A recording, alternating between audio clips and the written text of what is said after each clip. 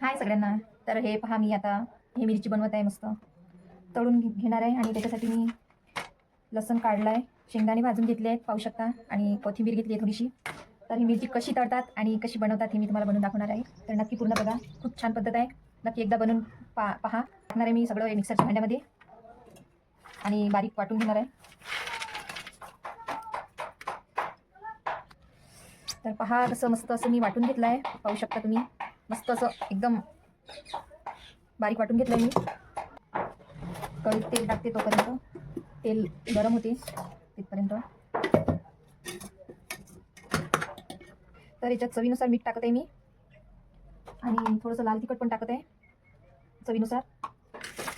आणि मिरच्यांना हे बघा कट मारून घ्यायचा असा. हे पहा,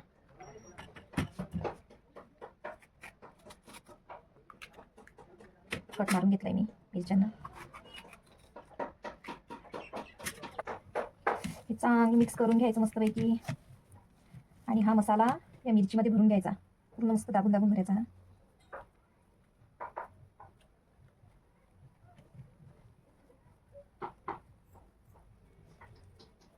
हे बघा असा पाहू शकता तुम्ही. दुसरी पण घेते मी.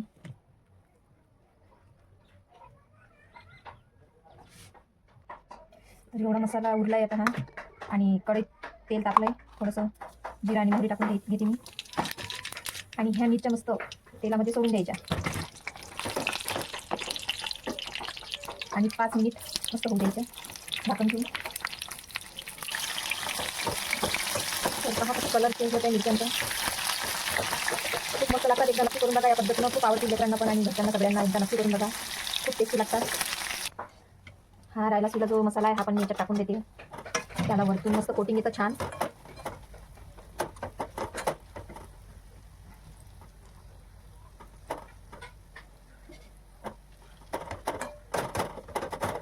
तर कशा वाटल्या मी मिरच्या तळलेल्या, एकदा नक्की बनवून बघा. आणि बनवून बघा आणि मला सांगा कशा बनल्या. तर चला, माझ्या ब्लॉगची एंडिंग टेस्ट करते. बाय.